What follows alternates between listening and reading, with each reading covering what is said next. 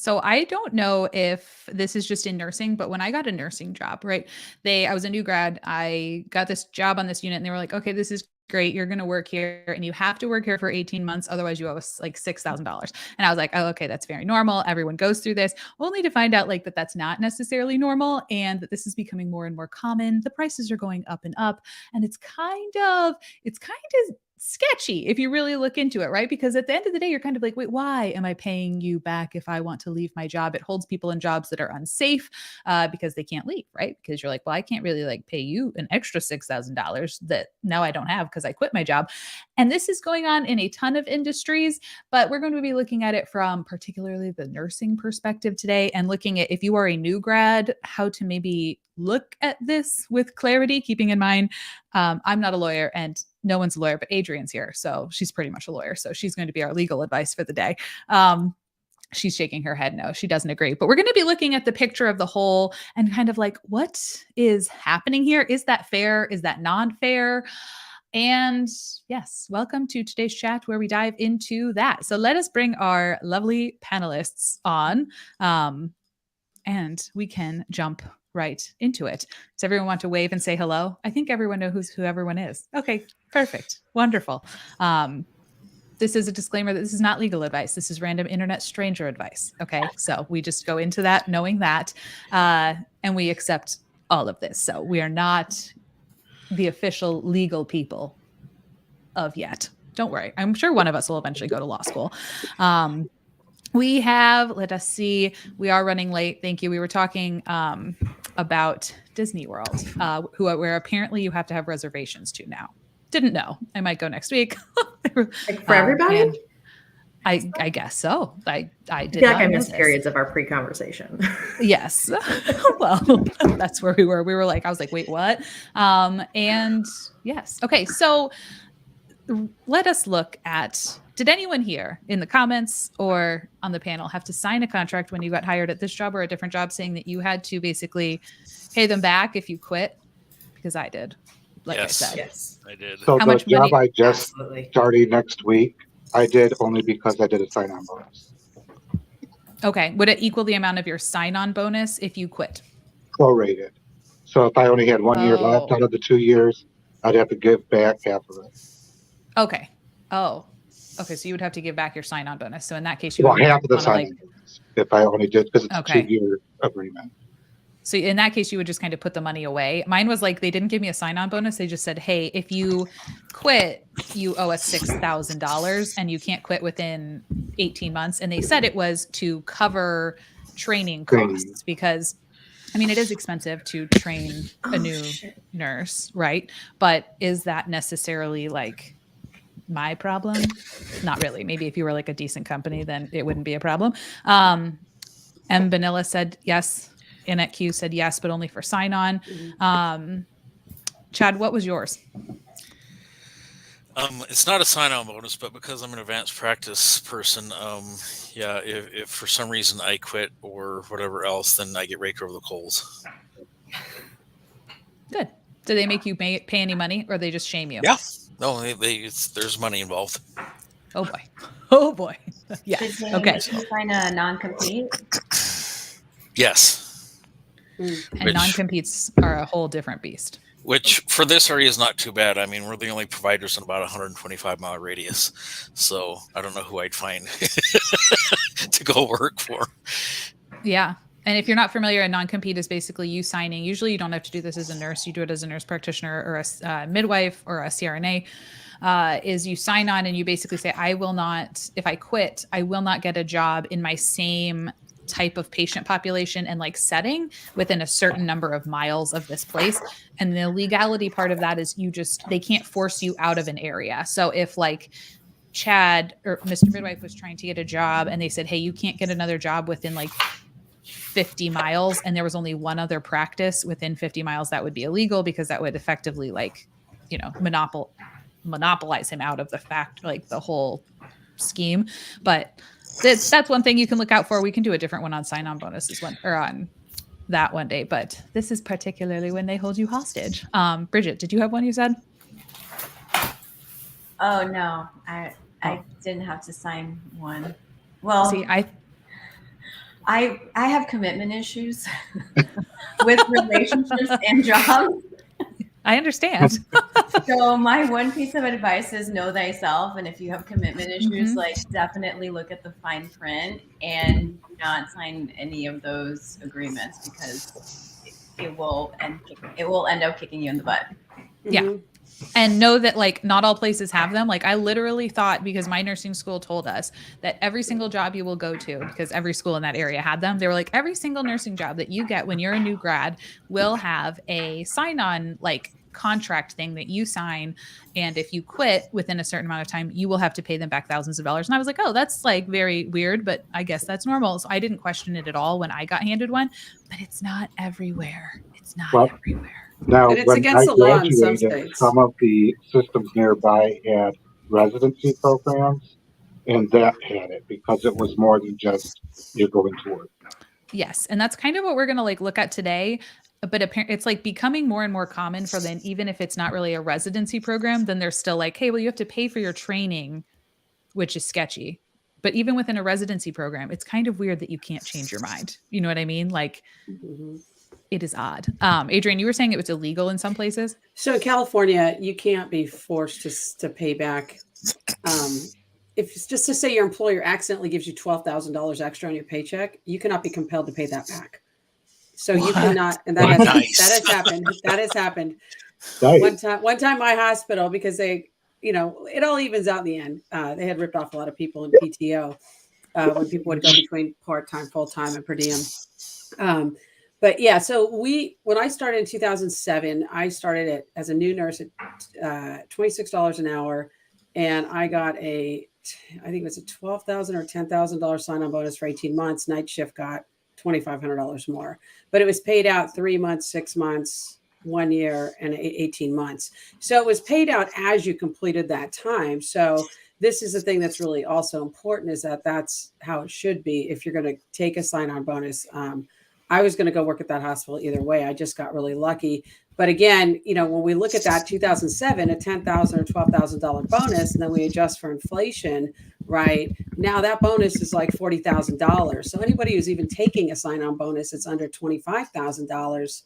It doesn't make any sense. The math doesn't math, because you're going to pay 40% taxes to the IRS on any bonus. That does not level out. That is 40% regardless. It doesn't level out on your tax rate at the end of the year. And it doesn't add to your base wages. So, but in California, you cannot become an indentured servant. The laws of California, you cannot be compelled to violate your constitutional rights of the state constitution of California. Now I'm in Virginia now, which is a whole other, mess. It's not a worker-friendly state. California seems very rude. Like they really want you to get paid for going to work and to take breaks, which is so rude. Like both of those things are just, it's asking too much of us nurse volunteers who do this out of the goodness of our heart. It contradicts that greatly. So. And by people not changing laws in other states, it does create a brain drain on other states, especially the South, because that's where we see the travelers come from. Right. And, because it's travelers. And for years, travelers didn't know what they're, again, people need to understand what the laws are in every state they work, including wage and hour laws. And, for many years, we would tell the travelers, hey, you are entitled to a break. You're entitled to penalty pay. Oh, I have a contract. No, it doesn't matter. Yeah. You are an employee. This is why even if you're a remote worker, a lot of companies will not allow you to live in California because they are still bound by California labor laws. If you live in California, even if you work out of a company in Texas or Arizona, et cetera, like U-Haul, for example, tons of remote workers, they don't allow people to work in California and live in California. Because you can then, if say you move and you don't tell them, you're still bound by the laws of California. I had a friend who had that situation. It doesn't matter. Like California is like, you live here, you're under these laws, no matter where your employer is located. Again, rude, asking for too much. Maybe we can all be like them when we grow up. I did see this comment from earlier. Elena Armendariz said, my old hospital just sent me a bill last week for $16,800 due in full in 30 days. They paid for half of my nursing school tuition. I was supposed to work there for 3 years and I lasted 9 months. So I think this is a different case though. And I wanted to point that out because this is I was looking at, we'll look at the article by Reuters, I think is how you pronounce it. I don't even know, that was going over all of this. And the primary, I always try to look at like the other side of it. So like, what were people saying against it was this, like, oh no, you are like, they owe you for something, like that you gave them this training so that they can go on. And that's a different situation. In this situation, I had people in my class, my nursing class, who did the same thing. They said, I will go and work. A hospital paid for their nursing school. And then they had to give them like 2 years or whatever it was. Most of the hospitals were in areas where people didn't necessarily want to work as much. The pay was probably not as great, but they got a $50,000 program paid for. So it was probably worth it to them. That is not this. This is like, oh, I'm going to work. We're going to train you for 6 weeks. I mean, on like my training for my med-surg job was 4 weeks. And then I had 2 weeks of classroom orientation where they tell you about HR things, and then 4 weeks on the floor, and then off you go. And they said, because of the costs of training you and you being new, you can't quit within 18 months or you owe us $6,000, which is what they had like. And then they told you that really they paid like $40,000 for you to get trained and blah, blah, blah. So you're really lucky that we're only charging you $6,000 if you leave. So it's not that, it's this, it's just like normal training. And the other like big con I saw to it too, that we can talk about, is people saying like, oh, well, it shouldn't be the job's job to like train you. But in that case, and I kind of agree with that, but at the same time, like that would require nursing school to change, but I still don't think you should be an indentured servant and have to pay back money if you change your mind because your hospital sucks and they don't realize until they get into that, or they just hate it. Like, do you really want an employee that hates it? That doesn't make sense to me. Like, and like what you were saying, it is different when you have tuition reimbursement or where they're paying tuition, because every sector has something similar. And if you look at for nursing, even if you were to pay for your own nursing school, take out loans, whatever methods you need to do to pay for it, but then you start working for a public institution as a nurse, you do, after certain things are met, you qualify for instance the public service loan forgiveness program. Or if you join the military after 3 years, they'll pay off your student loans. I mean, I'll tell you that right now, that's how mine now got paid for. yeah. So, and that's different than, you unrelated to your education. You go, they train you for XYZ floor, and it's the money back. That's signing up almost like it's an apprenticeship program. That it's now, if they were doing the training and paid for you to get certification, licensure, and that, I could see a little bit more. But if it's just, oh, well, we trained you to do your job and now you pay us back, no bueno. Yeah. And pretty much the only people that don't require training are travel nurses, right? Like any other job, even if you have worked in a ICU at some other hospital, they're not going to just welcome you in most cases and be like, welcome to ours, here you go. Like off you go. They're going to give you some side of an orientation. Even if you are like the best nurse of an ICU, they're still going to give you a training. Oddly, when you're a travel nurse, they just kind of, they're like, well, there's the Omnicell, happy days, go for it. One day. But I would like to say a little devil's advocate here. Please do. So I am, as you all know, a labor and delivery nurse. I'm also our unit educator. And so I work literally 50% of my time in the office as our educator. So I see. You have one of them. And one of them. No, it's. I see. I think it's also stupid. Like I don't see any of that money. Like first of all, I want to be like, listen, I'm the one here like doing the work. Where is that money? According to Reddit, I have a Reddit thread we can look at later. It does go to you. You just don't know it. The Reddit thinks it goes straight to the educator. So you are missing out on a lot of money, Chelsea, and you should go find it.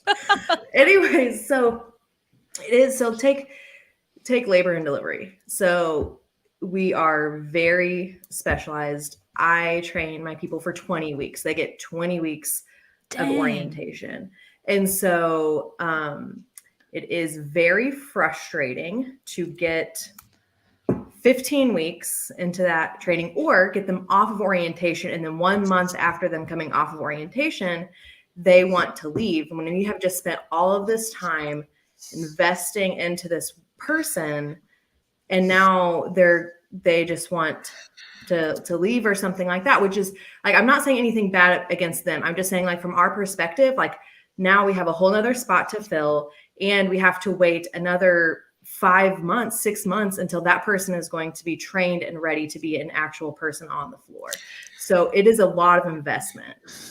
But is that 20 weeks for a new grad, or is that 20 weeks for somebody who came from Alabama who worked 15 years in labor and delivery there, and they're just coming to your Well, if hospital? they have labor and delivery experience, no. But to be honest, we don't get very many of those.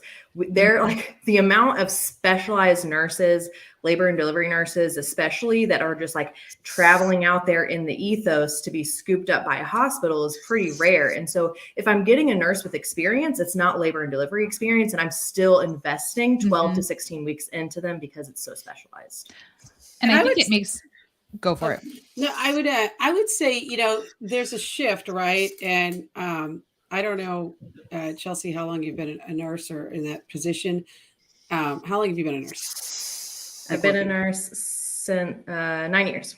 Okay. So I started in 2007. I mean, at that time and prior to that, I mean, you go to school, you become an RN, you go to a hospital, they train you for whatever unit you're going to work on. And that's going to be at least a minimum 3-month training period, because so much of the burden is put on hospitals and accepted as part of the exchange. You know, we're going to train people. It's not like med school. And that somewhere along the line shifted, where then the paradigm changed to, oh, we're doing you a favor, we're training you, right? And I would say that, one, yes, there's a problem with recruitment, retention, and selection process, right? And so there's a failure somewhere in that process for somebody to leave after a month. So so it's not that individual, it's the organization and what is their screening process. Now, I know just personally labor and delivery, right? I'll tell you, I was a tele-nurse. So I was guaranteed hours. I never got called off once in 12 years. If you worked L&D, you're constantly called off, you're up and down. And then you had to deal with the most toxic doctors on the planet. And their unbelievable craziness. And, you know, I mean, and L&D nurses are critical care nurses. So it's reasonable that training should be in line with a critical care training, right? But again, this is the crux of the issue here of, where did it change in the paradigm that it's now, oh, hospital, we're doing you a favor and we're training you, from this is always how it's been. The hospitals trained new grads or trained people into a new, you know, I trained for ICU, but then I quit before I actually started the clinical part. And, you know, so I did all the didactic, all the whole modules, all those modules, right? They paid me for all that. And then I got injured and I didn't go back. So, you know, I think we have to start questioning this model that says, you know, and this whole residency thing, which I think is a bunch of crap and just a big game, we're not doctors, right? I mean, if we're doing a real residency, that's different. Residents get paid. And it's not indentured servitude, right? And that's just a totally different mechanics. So I just want to offer that up, because of course it is frustrating, and we would see it. I'd see it in my hospital as well. People would just up and leave. They would say, hey, this is not for me. Well, what can we do? And they would even come to the union and say, hey, what can we do? How can we make this more attractive, especially labor and delivery, NICU, some other hard to, you know, recruit areas. And a lot of it was, well, you got a toxic manager, you got a toxic director, you got a toxic dynamic with the physicians that even the community knows about, right? Or, you know, there's something going on here. And then what are you doing to entice people? And we would say, you want to offer a bonus? Great, we'll approve a bonus. But the bonus is not going to solve your problem, because people will just still leave like the day after, you know. And I agree. And I don't think that those people who leave should have to pay anything back. Like, we don't do that at our hospital. Like, that's not something that I think should happen. But I just wanted to shine light on, like, this side. No, of I appreciate it. I'm investing a lot into what is happening 100%. here. And it's frustrating because you give it whenever it is for nothing. And it's hard because educators have just been decimated in hospitals. I mean, you know, we had 2 hospitals with a total of over 300 and something beds. We were down to 4 educators. They even got rid of the OB educator. Like, how do you do that? There's nobody who fills in that resource. That is such a specialty area, you know, a specialty wheelhouse.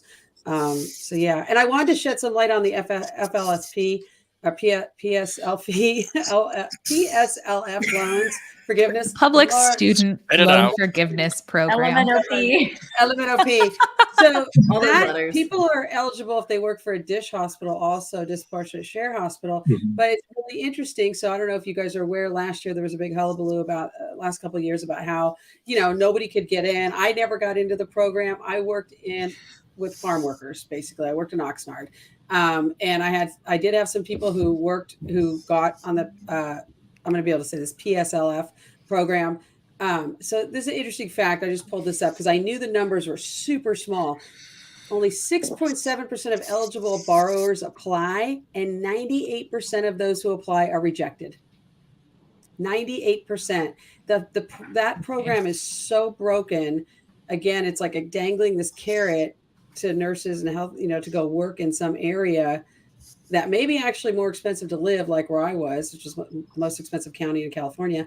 And then you can't even get into that program. And they never had any kind of like closure loop or communication loop of like what happened, right? Military, definitely, that's a great option for people that are eligible for that. But yeah, that loan forgiveness program, it got overhauled. I don't know where it's at right now, but it has been a nightmare for decades. And we can do a whole thing on that because I think it's very misleading. I have looked a lot into that because, and it's a nightmare. It's a hot mess. And It also saying about the retention and bonuses and whatnot, I think that plays a lot into why they're leaving. And so I was just at a location. I was a travel nurse and consistently floated to another unit. By the time I left that hospital in 13 weeks, that one unit had no permanent staff because they flat out told me it was because of the manager. Where did they all end up? The unit I was floated to. And they were loving life. To Chelsea's point, if I'm taking a new grad nurse and spending 6 months, 4 months, whatever it is, training them on a specialty, ER, ICU, labor and delivery, OR, something that's highly specialized, and they crump on me in 4 weeks, 6 weeks. Yeah, there's some kind of expectation there, because you can take what I've trained you over the last 6 months. You can take that to any hospital and use it and get a job, and it's as good as a nursing license some places. But then you get people that quit and nobody stops to ask why. And if they do bother to ask why, nobody listens to your answer. Nobody, you say, thank you for asking why. Let me tell you the 3 main reasons that I'm leaving this disgusting, toxic atmosphere. Oh, okay. Well, have a good day. But they don't change a dang thing. No. Right. What good did it do me to waste my breath at explaining why I'm leaving after you spent all this time, and you haven't changed the real reason that you can't keep me or anyone else in this hospital or on this department or whatever. Which is mind-boggling, because I feel like as long as any of us have been nurses, that's been the line of like, oh, we have new grads leaving. Like, we have people leaving right after we train them, and it cost us so much money. Please don't leave. You'll have to sign this form. And yeah, you just don't look at it. And so I'm glad you guys brought that up, because I was going to have to be the one to be the devil's advocate. So I appreciate you falling on that sword. But yeah, you do a lot to like train them. Well, especially if they can take it somewhere else, like Chad said. If it's just an orientation to your unit, that's one thing. But if you've given them something that's of value that they can take with them, then you might want to be compensated for that. At least stay here with us. Yeah. I understand where they're coming from, and also do better. I never thought of it until Chelsea kind of explained it that way. It's like I've worked all these months with you, and then you're gone. Well, yeah, because during those months, I'm sending you through ACLS, A1 Basic, Intermediate, and Advanced, XYZ, PDQ. Name your credentials. I've gotten you certified in all these things. Now you can take that to the hospital across town or across the state, and you've got these pieces of paper in your hand that says, "I'm qualified. I'm beyond qualified," and yeah. What I think is really weird is why we put this on the hospital in the first place. Like, why isn't this something that we do in nursing school? Like towards the end, like to me, it would make much more sense to have people kind of figure out where do you want to work? Like what kind of unit, go and get a job there. You know what I mean? But maybe you aren't even paid like normally like a nurse because you're not a nurse yet. You're still in school, and you would do a preceptorship. That's not stupid 60 hours or whatever dumb thing is you have to graduate from nursing school, but like do your orientation there. And then you could get a feel for like, do I even like introduce them way earlier to more realistic clinical scenarios too? So they know like, do I even like this? Because the number of nurses that get spit out into nursing and then are like, this is not what Instagram looks like. I don't want to do this. And then they leave because we shelter them and we show them this like, oh, well, this nurse has 7 patients. You're going to take 1. Okay. Just 1. We're never going to give you more than 4. And then at the end of nursing school, let them go and like do more of a, like, I think when we had more of a like apprenticeship, it worked better because then it wasn't the hospital's job to train people. And then if people were like, oh, this hospital actually sucks, they could be like, bye. You technically got like, you know what I mean? Like it was cheaper labor. You still got to learn. That's how I solve things in my world. And opening it up to more than just med surg, because I know, I mean, I just graduated. Yeah, I just graduated 2 years ago, and the only preceptorship we had at my school before, because I'm a COVID nurse on it, we didn't have preceptorship. We did ours online, which made no sense. But all they had was it with med surg. Well, some of us have no true heart for med surg. Like I would love to go to pediatric oncology, but my area had no oncology and no pediatrics. So I mean, we were stuck with med surg, and that's true. That not having access to the sort. I'm sure that the nursing educators would argue that they have so much to teach nursing students that adding something at the end just. I can find things that they can cut out. That's not a problem. There's a lot of stuff we don't need to learn. Yeah, so I will chop that out on the job. Exactly. This is not a problem, Scott. I will remove all of the crap, and we will. And I mean, and how many times did we hear in nursing school that, they'll have altered mental status. They still never gave you a heck of a clue of what metabolic encephalopathy truly was. Well, but on the other hand, as I said, I've said this before. My last semester, I went and I said, I'm graduating in a few months. I am not ready for this job. What do I do? And they're like, calm down. Our job is to educate you. And then when you get your first job, they will train you. So we're just putting knowledge in your head. And then when you actually get out there, you'll go through orientation and this is how you apply it. And you'll, all that. And that made sense to me. And it still does. I know that's what's going on with me now in NP school. I will hopefully have a little more hands-on, when the practicum comes around. But you can't pop out a nurse out of nursing school completely ready to work. Yep. Same as a veteran nurse. Not completely, but real quick. I have a question. So did you guys have like a practicum semester at the very end, Nurse Liz, like when you guys went to school? Yeah. So because when you were talking, that's kind of like, okay, so a lot of you, so at least the school I went to, we called it practicum, and we maybe had like a leadership class that semester, but the entire semester was just us in the hospital. We got to pick where we wanted, so we could do pediatrics. I think the only thing that was off was like surgery, but I think surgery and ED maybe. But anyways, and then we just did those shifts, and the nurse, they really emphasized to the nurse, like not on the first day, but like make sure that they have your full patient load by the end of practicum. And I think that every nursing school should have that, because you do get a feel for it. And I think it was like 12 shifts when you're just, by the end of it, you're just doing what the nurse does. Was it a bachelor's program?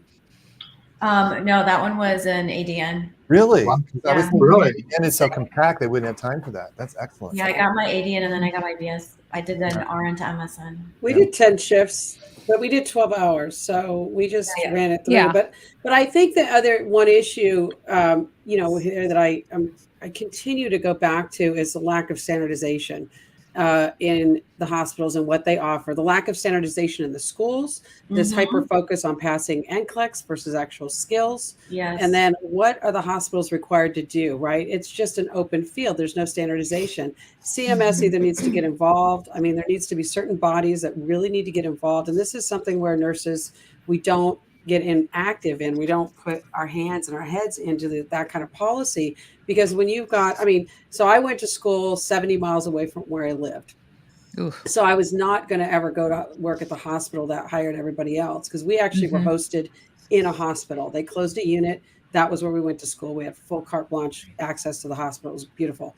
However, my school, first semester, we were doing IVs. This is just an example.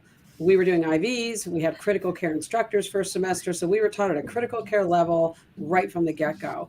I came to work at the hospital I went to, where I was living, and most of the people either were from the Philippines and have been trained internationally and were amazing nurses, or they had gone to school at one of the 2 nursing schools in the community, and they were decent nurses. However, it was astounding to me that nobody could do an IV. They had never allowed the students to do IVs the entire time in school, nor, I think it was only until they were doing their clinicals, their precepting, those final hours, and then they were racing. And of course they were terrible at it. So it was like, I was like, what? What do you mean you didn't do IVs? You got to remember though, in the culture of nursing, doing IVs is like, that's the single measure of a nurse. Like, can you start an IV or not start an IV? And if you can start them on little kids and difficult sticks, you're a boss. And so just so people watching understand, it's probably representative, Adrian, of other skills. But it's funny how we always pick that as the one skill. I'm just using it as I am not a nurse, because it's not. It was just a big difference in what they clinically were allowed, that the school did not even allow the students to start IVs. Well, some of it comes from the state as well, because in Mississippi, where I was coming from, that first year is if you do level 1 and 2 and you don't get all the way there, they let you LPN out. So level 1 and 2 was designed to be an LPN. In Mississippi, unless you have specialty certification, an LPN cannot do IVs.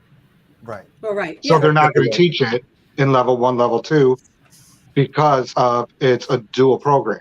So we would only get it in level 3, 4, which is the second year. And that's normal. 3 and 4. Our program was a little bit different because we pushed our school. So they actually gave us kind of, like I said, we had critical care education in the first semester.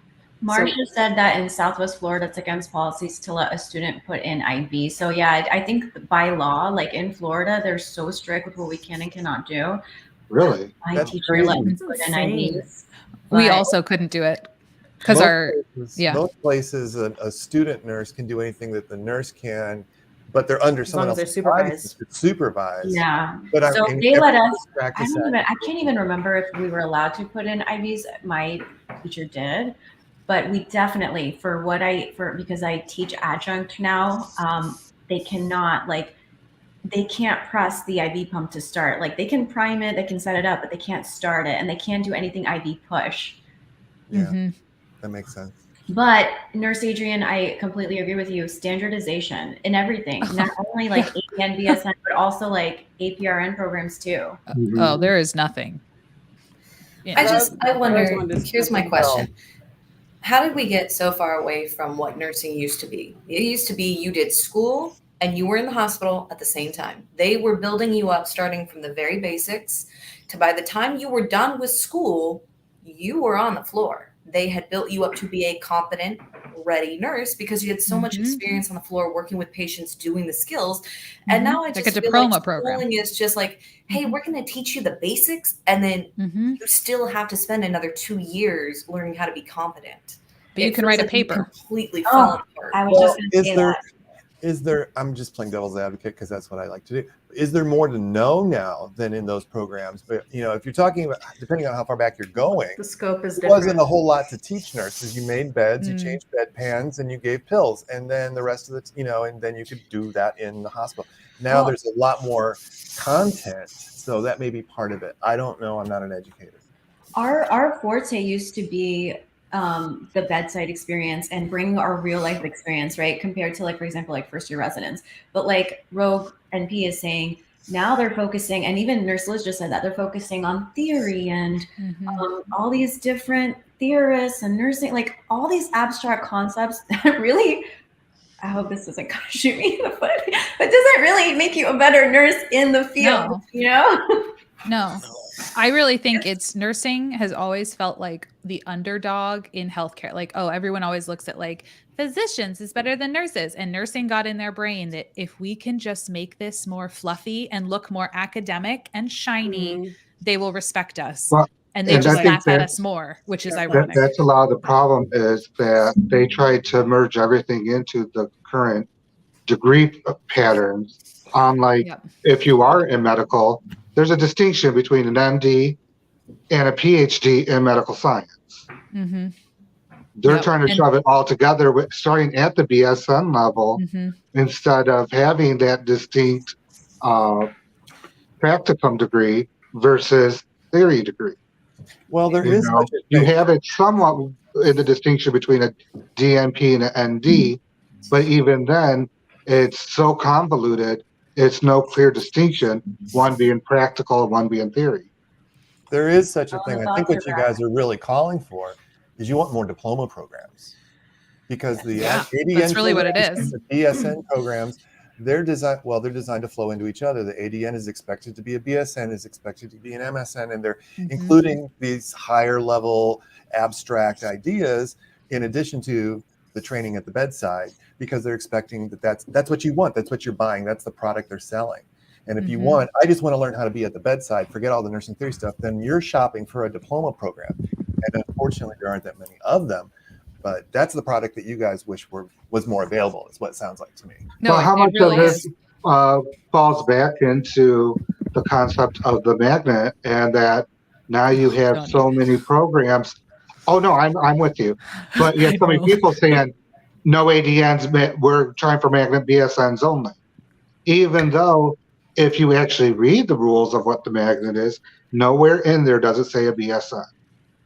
It says a baccalaureate prepared nurse. I'm an ADN. I have a bachelor's degree. It is not a BSN. I still count for the magnet. Are you sure? Because your baccalaureate didn't prepare you as a nurse. But it didn't matter. But I'm a nurse. My hospital did the same thing. It actually does, because part of any bachelor's program is all the general education. So and on top of it, the preparation. Mine's a bachelor's of applied science, which is actually advanced higher than a BA or BS, because it is a technical specialist degree. Yeah. I like what Melanie said. Someone already said that like theory does make you a better nurse. And I'm not saying like throw out theory completely, but like Melanie Middleman said that in 1980, we were definitely required to know far more content than graduated nurses. And that's all we're saying. I'm not saying no theory. Can you imagine, like, you know how to write a perfect double-spaced APA paper, but you can't do the basic skills of nursing? Like, that's what we're saying. Yeah. It has a feeling that too many skills are being drowned out by the theory. Exactly. That's what Rogue was saying. Yeah. Here's my thing is, I worked across the street from a huge hospital, huge. And one of my specialties is I place IVs all day, every day. I can do it almost blindfolded. That hospital had an IV team for adults. I've had IV teams for children, that I understand. This huge hospital had an IV team for adults. None of the nurses in there were allowed to place IVs. They didn't know how to. They didn't have the practical hands-on skills. And some of these were probably nurses who'd been nurses for 40 years. They took that IV team away because they decided, hey, we're going to give our nurses more practical skills. And somebody up in administration forgot that none of their nurses had done IVs since they got hired there. They hired the IV team, and they're just like, oh, it's a nursing skill, right? You've been trained. Well, I haven't done it since nursing school, if ever. It's like these are the skills they expect us to know, but they're not training us on them. They want us to know, like you said, theory. It's spot on, and that's a great point, Rogue, because, if you don't, and it's great to have those IV teams, it's great to have those specialty teams, but the hospitals and the healthcare environment should be ensuring that at least everybody is still being able to do that. I mean, right before I left, my hospital hired a lot of BSN nurses, very high turnover. They left after they got other 2 years experience, but many of them after 2 or 3 years, they were charge nurses, they were preceptors, they were like the darlings of the hospital. And they would come to me and they're like, hey, I don't know how to set up a wound vac. Hey, I can't DC a PICC line. I'm like, you can't pull a PICC line? What? You know, I mean, like they couldn't do wound care. They couldn't do. They really were limited. I mean, they could put a catheter in. That was about it. I mean, there's a team for that. It was just.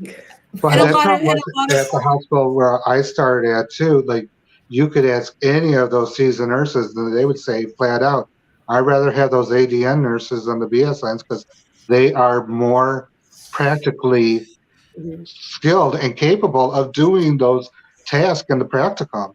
The clinicals are compressed too. That's the other thing is that when you have a BSN, like you go a year and a half with no clinicals in a bachelor's nursing program, but you're so compressed in an ADM program, you are just like, you know, you don't have a chance to slack. You just got to like, you're on, or you're out. And I mean, I put in the comments, I went to one of the top 5 schools in California. So excellence was mandatory. I mean, they were like in our face, like boot camp, like we can kick, and literally in the first week of clinicals, they were like in our face, we can kick you out for any reason at all. Like there was my friends crumping on the floor. I will never forget on the unit, like crying. And so it was like, you are going to make it or you're going to be out and you're going to be excellent. And we had an 85% was pass or fail rate. That actually explains a lot, Adrienne. I mean, I wasn't going to go for like a mediocre program. I just got lucky that I got into this program and all. There's a lot of good programs in LA. Yeah, the fact that your nursing program was like boot camp, that explains a lot. 2 years. Too, but I think that's hey, I'm an ADN. I was an ADN my entire career. It's only a couple of years ago I got my BSN. You know, the old saying is, I agree with you, Bridget. It's sexist, but the old saying is, you know, you take a diploma nurse and you put her to work. You take an associate degree nurse and you train her for a year and then you put her to work. And you take a bachelor's degree nurse, train her for 2 years and put her to work. And I think everybody here kind of agrees with that. Yeah. Well, and the running joke when I went to nursing school and I was an ADN first, BSNs, they can theorize, but they can't catheterize. Yep. They'll stand there with a clipboard and criticize every freaking thing you do, but they have no clue how to do it. Nope. But they know how you're doing it wrong. Yep. I mean, some of the most brilliant nurses I've ever worked with were LPNs. They were trained hands-on, the practical. They could spot a patient who was hypoglycemic and about to crash like that. And I had BSN nurses who came in, worked alongside these LPNs thinking, hey, I'm so much higher on that scale than you are. I'm like, that LPN can run circles around you. Mm-hmm. And then the one who has no idea what they're doing has to sign off on their chart. They're like, by the way, can you come sign up on my chart? You're like, I literally trained you. Like, that was mine. Like, the people who trained me. I precepted somebody who had been an LVN for like 25 years. And I was like a new grad. I was literally like under a year. And thankfully, we were friends. But I mean, it was so humbling because she was so brilliant. And this was back in the day when LVNs, as we called in California, you know, they were ICU, ER. I mean, it wasn't, they weren't all pushed out into skilled nursing. You know, they had mad skills. Experience counts for a lot. Exactly. Exactly. Whatever I precepted an LPN on our floor who was coming back. Like, she had used to work on our unit and then left and then was coming back. And I was precepting her, and I had been there 4 months as a new grad. And she then taught me how to do my job while I was precepting her. She's like, no, let me show you, friend. Like, Liz, I want to ask you, Liz, because you said something in passing about NP programs and how they're not standardized. A lot of them are certified by CCNE, and that has some, I'm sure that has some requirements for certification. Money. That has money as a requirement. You don't think much more than that? Nope. You can get, having looked at many of them, you can, and then they'll just kind of go under review and get a hand slap. But as long as they're paying their money to CCNE. The only thing I was thinking of when we were talking about standards for nursing schools, things like that, and again, I can only really speak about California, is, you know, there are certain, and right now focused on the NP side of things, there are certain requirements for the certificate. We say NP license, but it's technically a certificate. And, you know, your school has to be approved, and to be approved, to be licensed, you have to have this, and this in the curriculum, including your drug class and your all that for your furnishing license. So that's kind of a standardization. You know, the schools, you know, in order to turn out graduates that can apply for the license, have to have that included in their curriculum.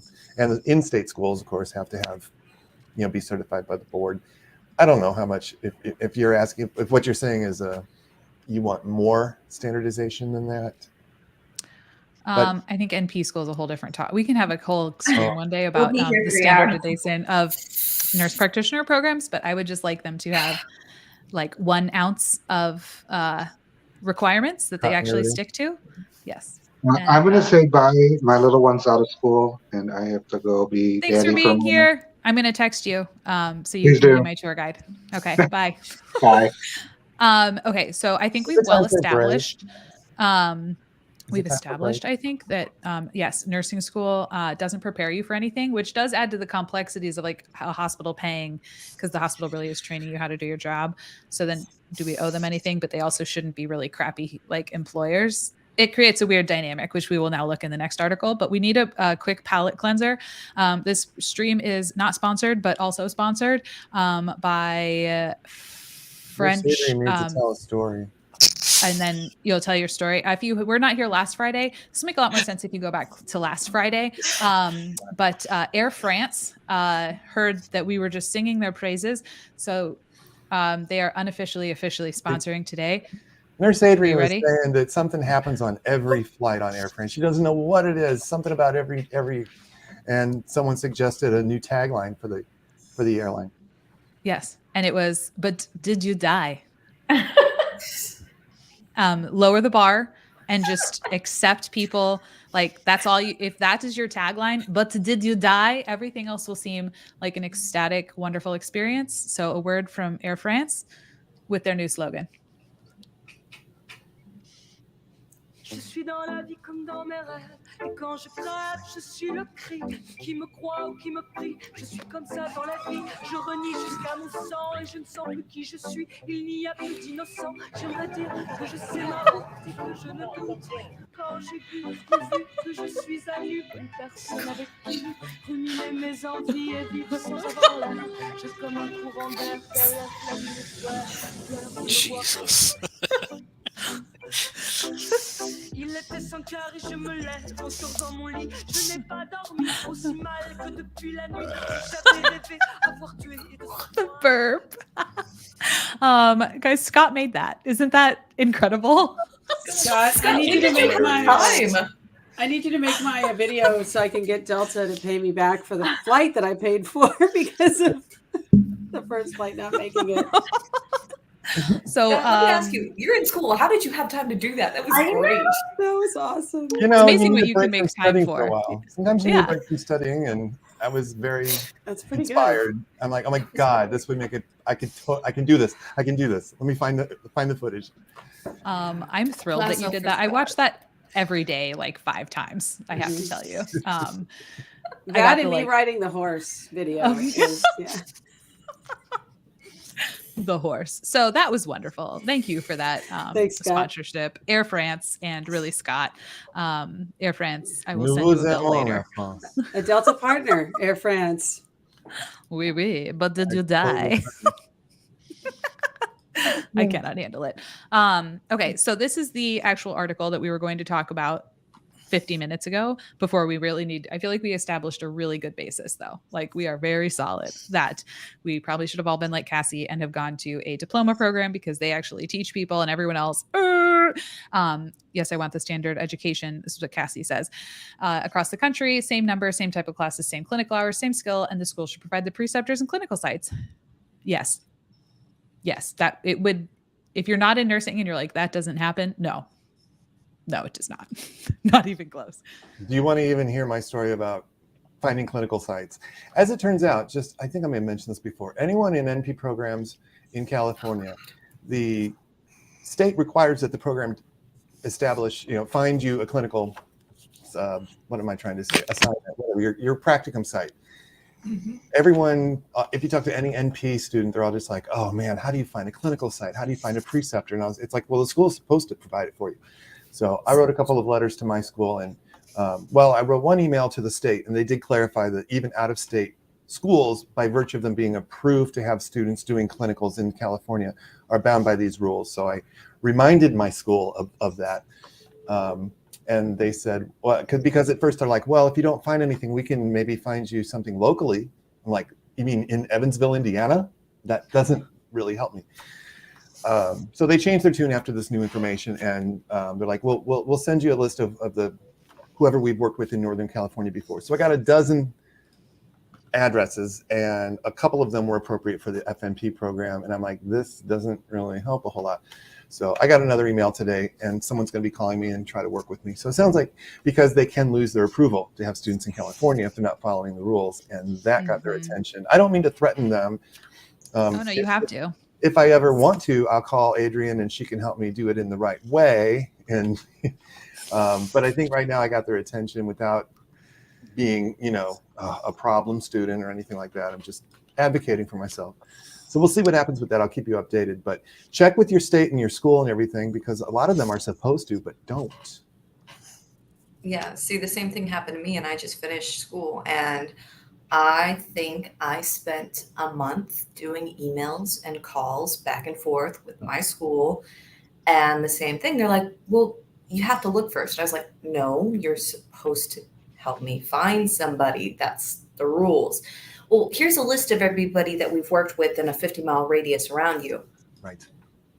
Okay, do we have contracts with them? Who's the contact that I need to talk to? Oh, it was a whole mess, and I ended up paying for one of my preceptors because my school completely messed me over. Dude, so much money out of pocket, but that was the best preceptor I had. Sue the school. Sue the school for that money. Adrienne, you gonna help me with that? What state are you in? Washington. Yeah. I mean, I think that, this is a big issue. I mean, and it's become, I see a lot of NPs talk about this too. Like, oh, hey, here's a side gig, side hustle, like get paid to be a clinical instructor. Right. I mean, I get everybody wants money in that, but it's still, we're going the wrong direction. Like, again, if like, this is just like these traps, right? The trap repayment contracts. It's like these schools should be providing clinical sites for as much money as people are paying. Right. That's why for me, I would love to be an NP. I've thought about going to an NP school, but I won't do that. I won't pay without having my clinical sites provided. I just don't think it's right. Some of them do. And I think, Liz, you said your school provided yours, didn't they? Some schools have a better reputation of doing that than others. Yeah, mine did, and they were amazing. Like I hear these stories, and there was a designated person that all she did was network and try to get you clinical sites. And I remember being at a clinical site and another NP coming in and like begging to be taken, and my preceptor was like, "No, I already have a student." And so they had a contract with that school, and I didn't have to do like how Rogan P is saying, like, oh, here's a list. No, it was like, you're going to be with this person next semester, this person. It was amazing. Yeah, they did. That's really nice. And the contact information, I will say that. But out of the 12, one was in San Francisco. The others were at least an hour away. Mine had a full-time clinical coordinator, but most of us found a lot of our own because they just couldn't find you them. And then you were weeks into the semester and you still didn't have a spot. And they were like, well, like, you can't graduate if you don't have a spot. And you're like, this is literally your job. Yeah, we have one of those too. And I think that's who's going to be calling me soon. And so maybe they'll redeem themselves. I'll let everybody know. I don't want to talk bad about the school until they really deserve it. So, yeah. And I felt so bad when I was practicing. I would have people emailing me I left in 2022. They would email me about like 2024, 2025. Like they had not even gotten into NP school and they were asking me if I could precept them. Wow. Which is a mess. Yeah. So I put this question out to, just on the traps to some people on Facebook and I did have a couple of friends who are lawyers respond. They are California and Arizona based. I had some HR folks also respond. But yeah, I mean, it's like this whole thing of like, whether it's the trap agreements, whether it is, you've got to go pay for clinicals. It's no longer an assumption that the hospital or institution you're working for, SNF or home health, whatever it might be, is going to train you. These are things that have to be addressed because none of this is solving the problem of the shortage of healthcare workers and nurses. Mm-hmm. Each component here is only contributing to the shortage. and giving people either a bad taste in their mouth. If you're leaving somebody and saying, well, you got to pay $30,000 back or $50,000 back or 16 or whatever. Well, that's not a way to start your career. That's just capitalism saying we're going to make you an indentured servant and put you into debt. And, it's just going completely the wrong direction. I did have somebody who is a lawyer who I've known for quite a while, who said that she actually has negotiated some of these trap repayments for people. And trap, in case you're not familiar, is a training repayment agreement provision, which is basically just, hey, you need to work here. And then even if you don't really know about it, like if you leave, then you owe us this money, in case you didn't know. Yeah. What did they say? So they were working on one? They said that they have successfully negotiated some settlements with people, basically somewhere in the middle of what the employers want. And, again, in California, you really can't, it's very difficult to be compelled. But, the other thing, this is not uncommon in other industries, like truck driving is a big industry where this happens quite often. You see these ads, become a truck driver, make $200,000 a year. Well, they're paying you to go to truck driver school. They're paying for your educate, or maybe not paying you, right? But they may just be paying for the school. I don't know if they pay you, which is a whole other topic, training pay. And so it's happened quite often in other industries without any recourse. And for that to be kind of moving into healthcare is really unfortunate, because it's not helping the issue. And it's not helping the issue for truck drivers either, because we're 100,000 truck drivers short in this country. So, it's these things don't work to actually bring employees in.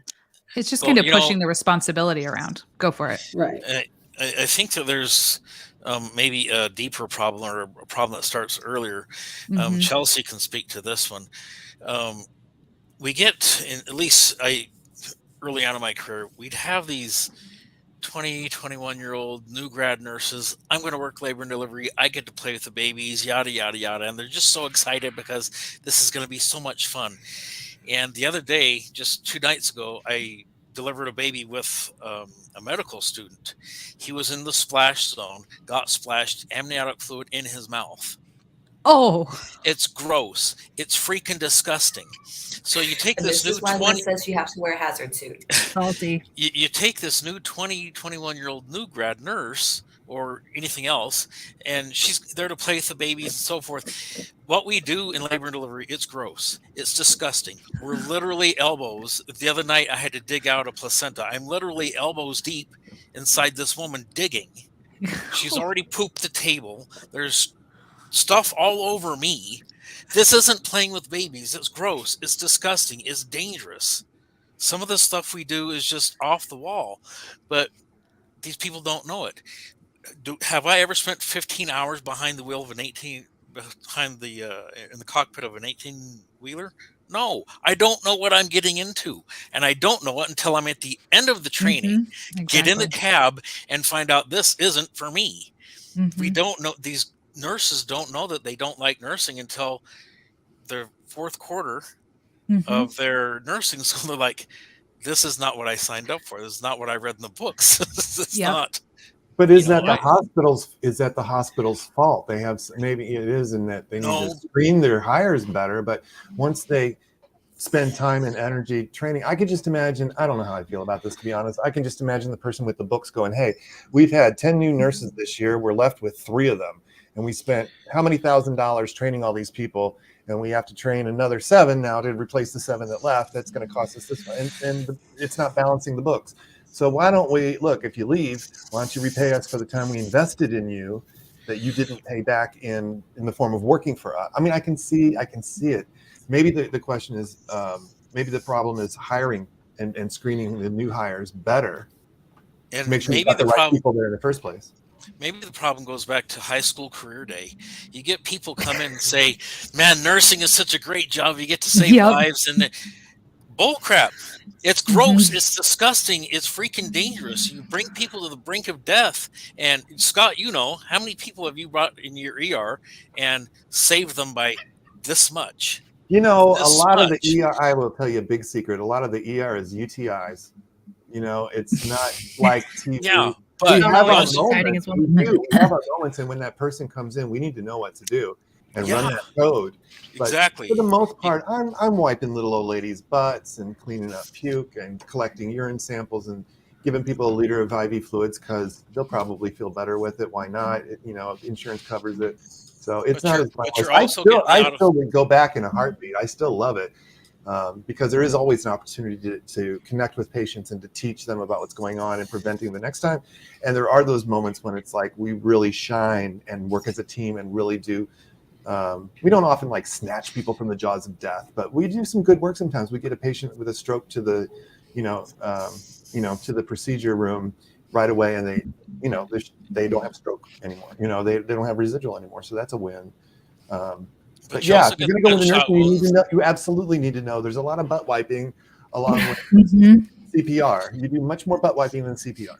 Yeah. Well, this also goes back to the fact that when nurses are in school, they don't have as broad of experience. It's like, yeah, you get to spend maybe a day or two in labor and delivery and maybe a day or two in the ER if possible, but they formally put you on med surg and tele units.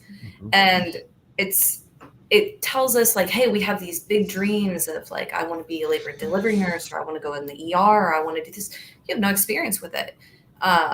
And maybe we should be doing like residency programs like doctors do, where it's like, hey, you are going to have experience in all of these different fields for a while, where you are expected to firmly take on a solid role, not just be a student, and then see what you do best at, so that we're not sitting here, once again, training you for $10,000 to $30,000, depending on the new nurse. And then you leave because you're like, oh, this is not what I expected. I had no clue we had to wipe people's butts or do chest compressions this often, or have to wear hazard suits in the labor and delivery room. So maybe we need a career day in nursing school, not in, both high school. Yeah, for real. We had in my med surg 2, we had, I think, 2 days in the ICU, and I petitioned to have one of those in the ER because I knew I wanted to do ER. So I got to do 1 day in the ER, and it was a slow day in a community ER. So there was no life-saving going on, but at least I got some exposure. And that's a great idea, Rogue, to have people like to build that into the program and say, where do you want to go? What do you want to explore? You get to pick 3 specialties. You can go to the ER for 4 days, or you can go to the ICU or OB, or, something like that, so they can get a taste of what it's like, because it is very nursing than med surg. It's a very different thing. Like they do at med school. They show you a little bit of everything and they say, pick which one you really like and then go. In nursing school, we're just like, here's your general degree. Have you watched Grey's Anatomy? Which season, which episode did you like the most? You should probably go work there. Well, this also speaks to other models. Too, like other countries have different models, right? I was just thinking that Australia, there's a general kind of baseline education, and then you go off and there's tons of certifications you have to have, and you go into your specialty.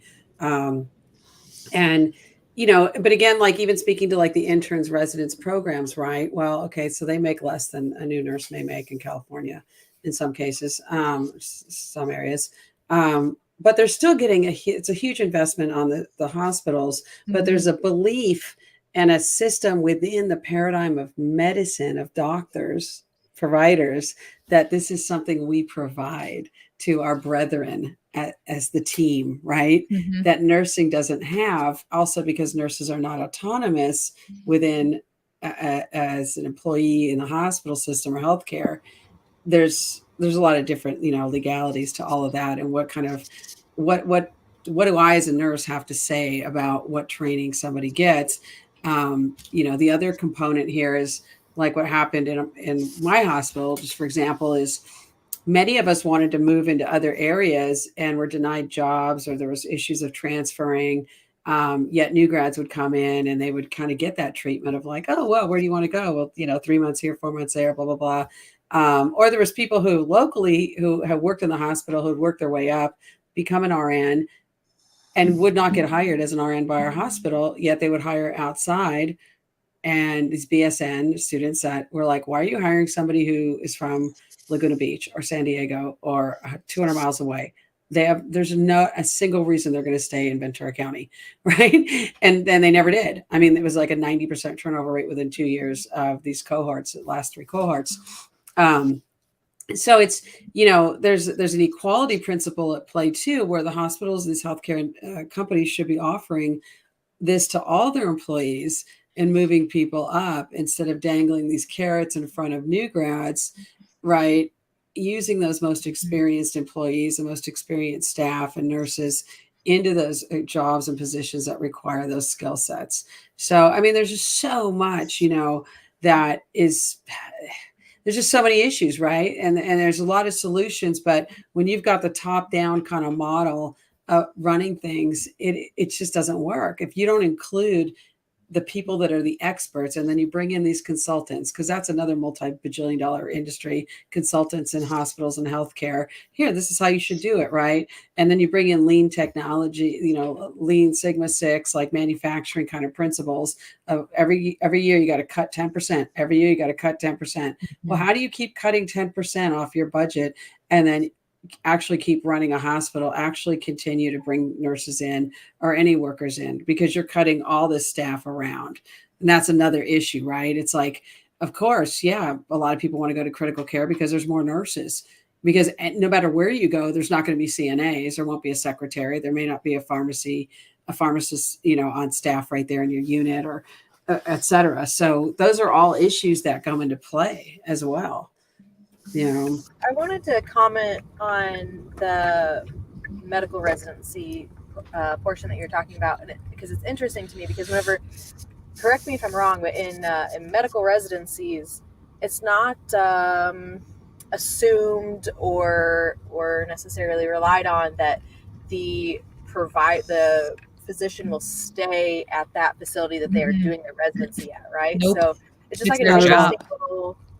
Not at all. Yeah. That's a very good point. Yeah. Well, I was if you are a resident, that too, and I think it's the difference. The first thing I thought was, well, it's different because the medical residents are bringing a value to the hospital. They're able to take care of more patients. They're able to say they have a charity budget. They're able to, provide more for the community. But then I thought, well, nurses do that too. Nurses actually provide, even if you're there 6 months. That's 6 months that you've cared for patients for that hospital. But we don't bring in money, Scott. Well, yeah, I mean, not directly, but I mean, if you don't have a nurse for these 4 rooms, you can't put patients in those 4 rooms. So you're not going to get the patient. Well, I guess they go. Yeah, you can. Is grease your patient like everyone else. California, we'll shut down rooms in the ER if we're understaffed. We will not open up those rooms. And that's them just looking at right in front of them profit. You know what I mean? They're not looking, hospitals aren't looking like 2 quarters ahead to say like, oh, this is actually going to cost us a lot when we have a bunch of people that fall or have a bunch of mistakes, and that's going to come back as lawsuits, or CMS isn't going to reimburse us because we had all these other like hospital acquired infections. Like, because if they did, they looked at like a year, exactly, then nurses save money. And yeah, then how do we prevent those? But, oh, I know. Let's hire some more nurses. Let's make sure we have a CNA in there to maybe catch one of these falls before it happens. Yeah, there's the other thing too, is that firefighters don't get called off. Police don't get called off if there's no crimes, right? So when you have a system where you're calling off staff, I mean, that's a problem unto itself, period. There should be no call offs of anybody, because if you don't have guaranteed wages, and I mean, that's another issue, because the employer, they may not this was often, again, back to L&D, there was plenty of newer nurses or people transfer in, go to L&D or NICU. Well, they didn't realize they were only going to work 1 day a week. And then then you're using all your PTO, and then you get your vacation denied. Right. Which is why I kind of stayed in tele, because even critical care would do that. There was a lot of fluctuation. Tele was just guaranteed hours. There was a step down. We were always going to be full. Right. I never got called off once in 12 years, like forcibly called off, because there was always somebody else who would want to take the day off. Right. I once worked 22 days in a row. Twice I worked over 20 days in a row. We could just work as much as we wanted and get as much overtime as we wanted. So again, you don't have a sustainable situation if you've got call offs, and you don't, on top of just the whole work environment. I mean, I think I've told you guys, we had 26 managers in 12 years, right? So we inverted the paradigm of a toxic workplace. We were like, we're not going to be the ones leaving you are going to be the one leaving. And we would flat out tell the managers when they'd come. So 26, right, divided into 12, right, we're talking 5 months, 6 months, maybe a couple lasted a year. Because we were like, we're not going to be the space for your BS and whatever thing you think you're going to put on us. Like, we are here in this community. We're invested in the community. We're part of the community. We don't care what ladder you're trying to walk up. Did any of you that were in that group want to step up and lead? Oh, God, Since you were already a cohesive group? Why?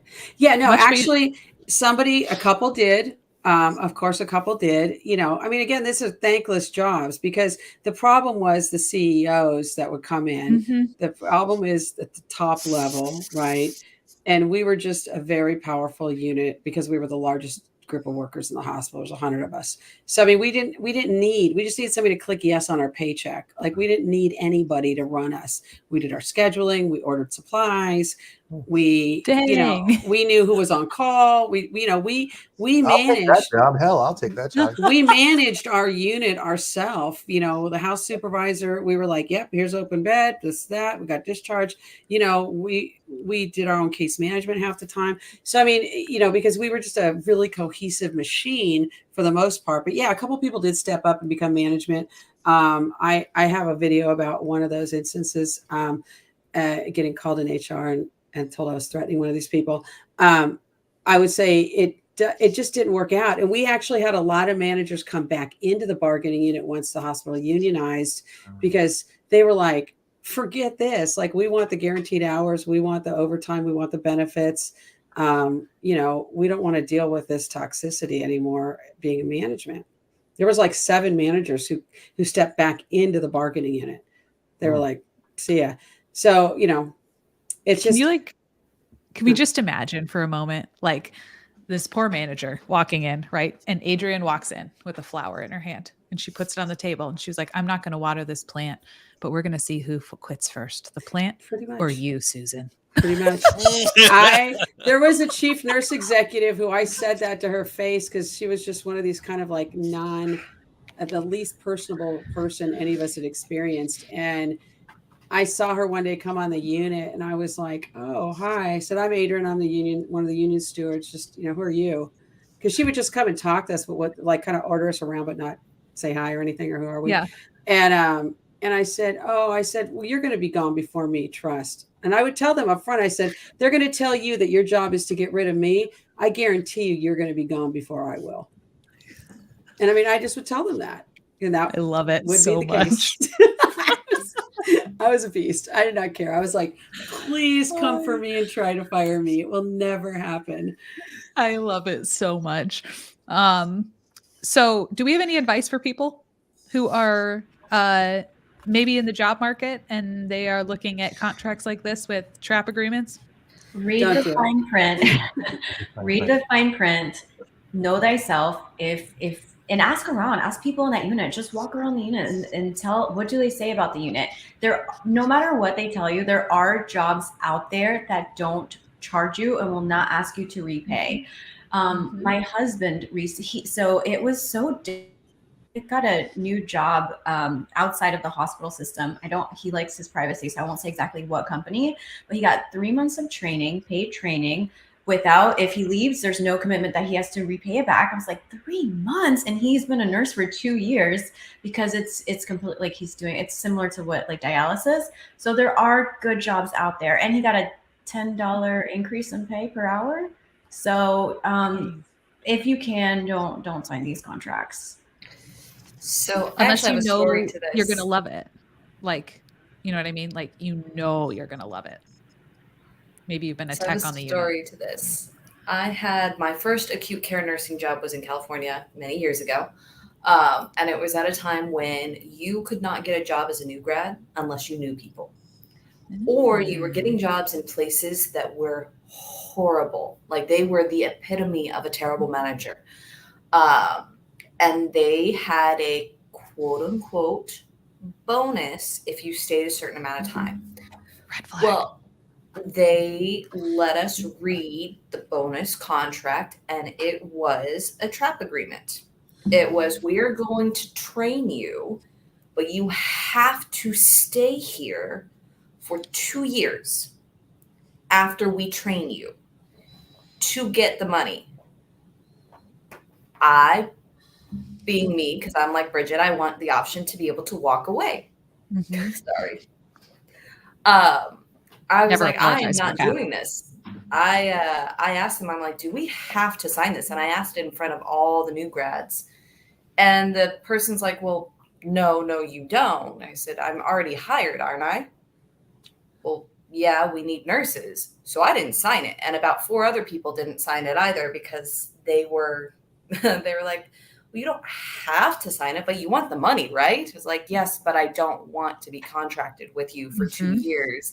And it was in there. If you left any time in the 2 years, you didn't get paid. Like they were going to withhold that from you. Read your contracts. So they can garnish your wages.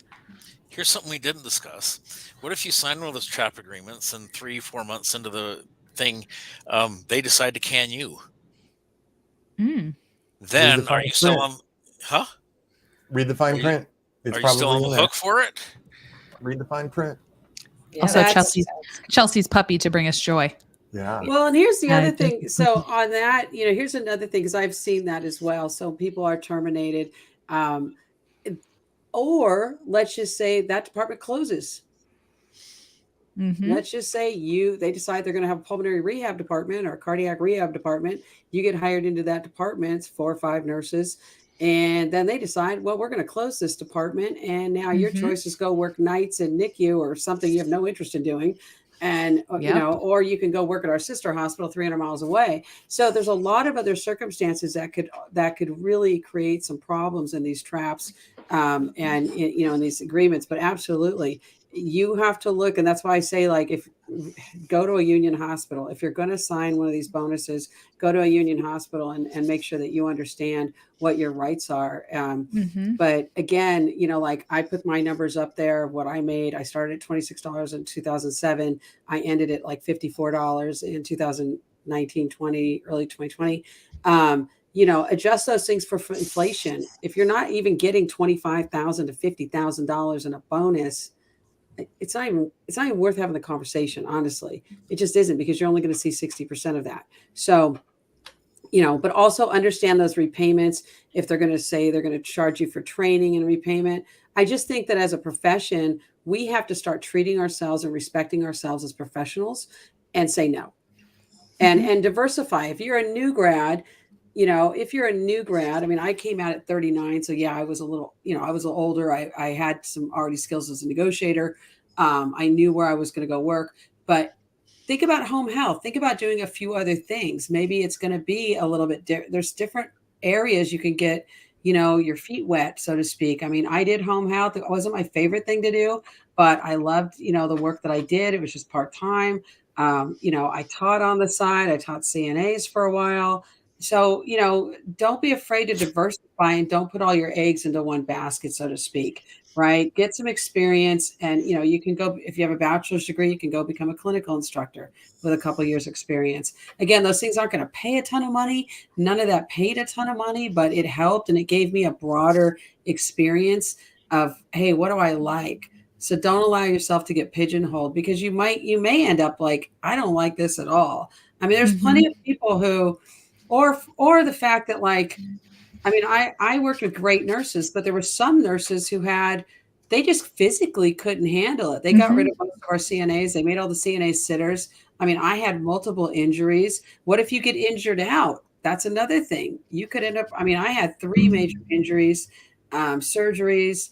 It was not uncommon. I mean, we had one patient take out 6 of us in one day. It was like we were like bowling ball pins. It was just like, and, so again, you got to think about all the big picture. Not everybody's physically fit or can handle the physical part of nursing, and that was another reason that some people I worked with were great nurses, loved being a nurse, but they physically could not do the job. They could not deal with it because, they may have had a back problem already or something. That's a great point. Or they just didn't want to be sore all the time. I mean, like, you might as well be playing for the NFL to be a floor nurse. Let's just face it, right? Yeah. I could have been in any, highest, again, remember, and this is something that nursing schools need to start explaining. They need to, and nursing people in healthcare need to understand. You need to go look at those statistics of what are the injury rates, right? Nurses have the highest rate of injury of any profession. Mm-hmm. And then they'll tell you, don't let them tell you use the lift team, or like, oh, your room might have a lift. You don't live in the real world. There's no, okay, friend. When you have a 600-pound patient, like we used to get a lot of 600, 700-pound patients, there's no lift. There's nothing that is going to turn that patient for you, right? Get a sky crane in there. Right. I mean, they literally, I mean, these are people they'd have to blow out the wall of their apartment and bring them in on a flatbed. I'm not even kidding. I mean, it's sad, but that we had a whole bunch of them at one time, and that's when we had a ton of injuries. I mean, I'm 55. I'll be 55 in a couple weeks, but it's like your body is going to pay that price. And so, you could get injured out. I saw nurses who on their first month slipped on something, got injured out. And so then what happens to their bonus? What happens to their TRAP agreement? So you have to think about all of these components, and you have to start asking questions, and don't be afraid, because if that hospital is going to not be transparent and they don't have the contract you like, just keep on moving. Yep. And I love what you said about giving yourself an out, because that's like my life motto is it's fine to change your mind. But you can't change your mind if you're trapped. If it makes you feel uncomfortable, it's okay to move on. You know what I mean? I've said this many times that there are lots of other places to get jobs. Go be a bartender. It's way more fun than being a nurse. And you get paid pretty much the same depending on how much you flirt. So go for it, friends. Go forth, and you can make a lot of money that way. And I have had a job on med-surg that changed twice while I was there. So this happens all the time. Like Adrian said, I got hired into a unit that was surgical. Within a few weeks of me working on there, they said, never mind, we're going to do a bunch of liver failure. We're going to do all of the alcohol withdrawal, all of the drug withdrawal. And then we did that for a while. And then they added palliative care. So all the people who were dying in the ICU, they moved them to our floor. And then at the very end, they added tele. And we were stuck in the same agreement. You still could not quit, even though we had literally signed up to do kidney transplants, was what we had signed up to do. So they can switch it on you. And it's unfortunate. And find out how many clinical educators they have. That's another, you're going to know right there what their commitment to the staff is, right? I mean, find out how many clinical educators do you have? And what the educator does. And what do they do? Because ours made bulletin boards. No, well, they had ours doing, all the all the intercall, all this crap, all the regulatory poop. See, ours scheduled book clubs that no one could come to because we were working, because they scheduled it for work hours. And we all just kind of looked at each other. We're like, who goes to these? And they're like, well, she does. And we were like, what?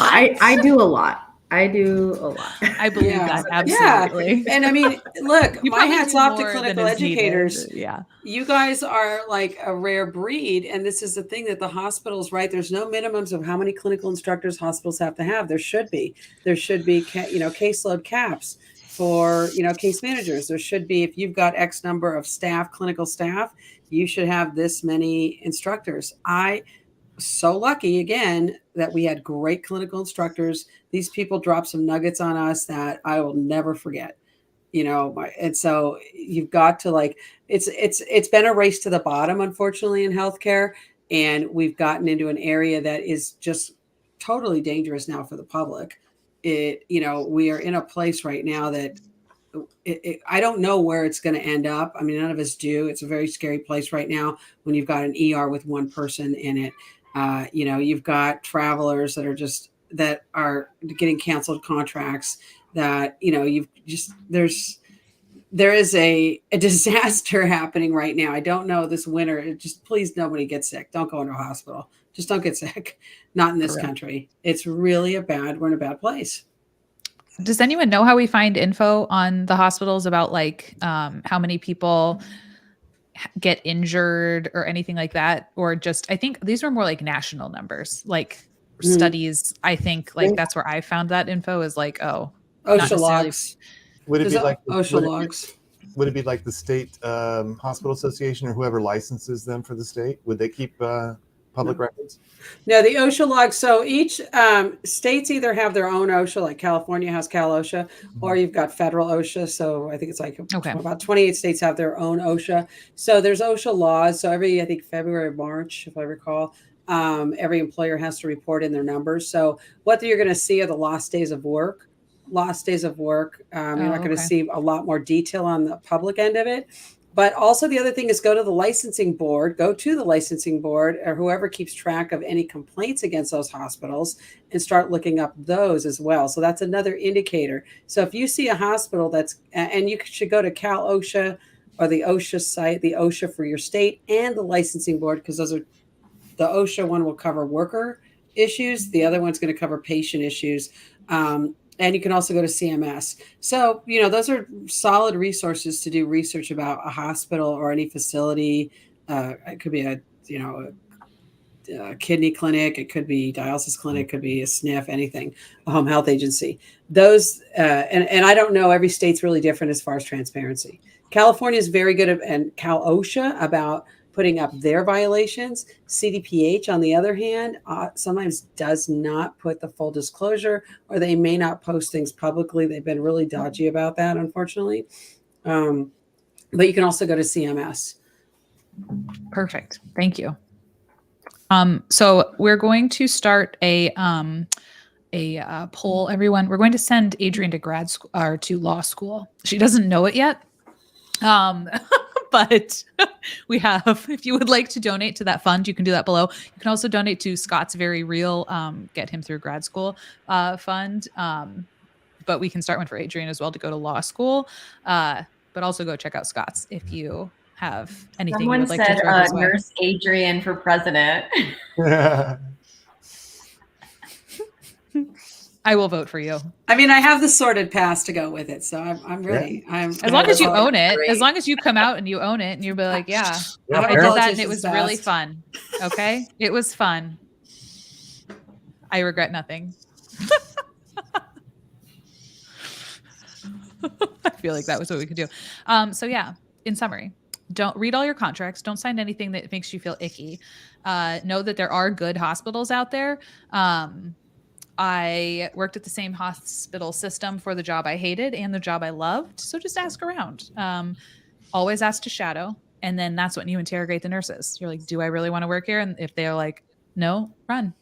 They're just go. Find something else you can do.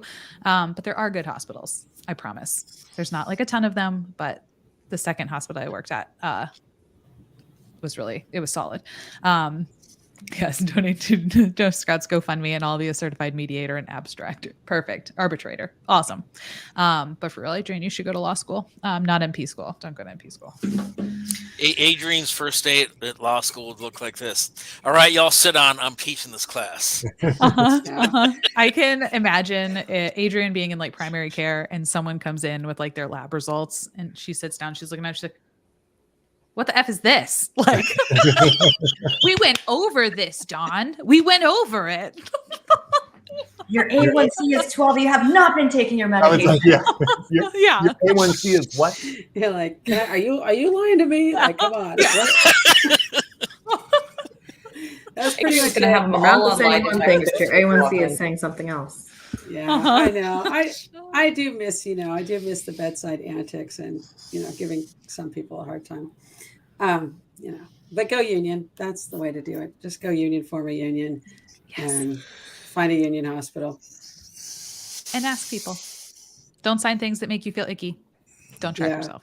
And don't go crazy in debt to go to nursing school. I mean, don't go crazy in debt, please. State schools are cheaper. Yeah, state schools are cheaper.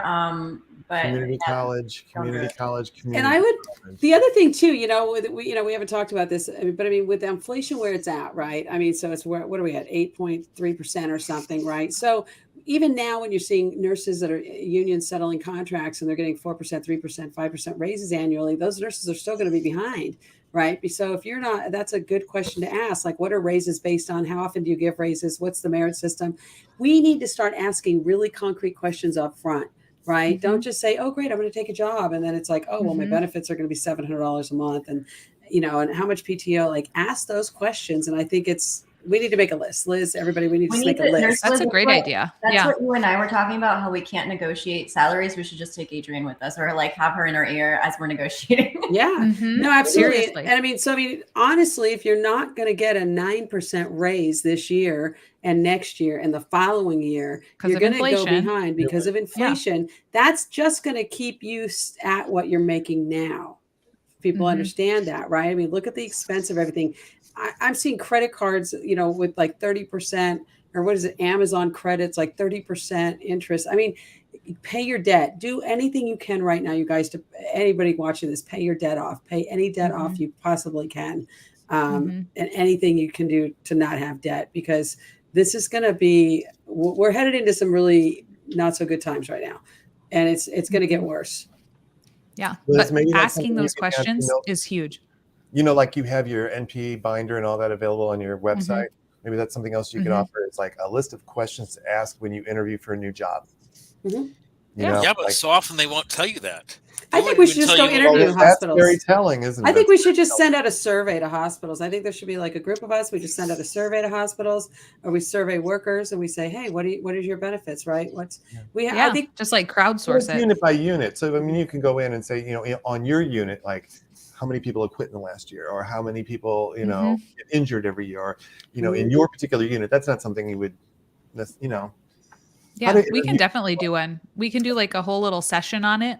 Have we talked about that before? We can do and then write them all down as we brainstorm it on the internet for everyone to see. And then it'll be a download that they can get. Yeah. I think we really have to go. That'll be fun. That's always Rachel, my write question. that down. That's always my question. It's going to be a whole new field of job interviewing, is people like Adrienne who know the questions to ask, who know where the dirty laundry hides in these hospitals or whatever businesses. And they would be almost like contract negotiators during the interview that you hire and bring with you. Because it's hard for us to ask those questions. We don't do it all day, every day. We don't think about it. And when you're in an interview, you're seriously just sitting there praying, please don't let me just sweat through my shirt. But to and we're not trained to on your side. Yeah. Well, it's we're not trained in business. Travel, yeah. Well, I mean, I do concierge patient advocacy, and I'm going to be finishing this arbitration and mediation certification program. So I'm going to be helping families negotiate healthcare. But certainly, I think that professional coaching there's always a place for it. But I will say that one thing that folks should think about is travel nurses are pretty good, right? We can learn something from travel nurses.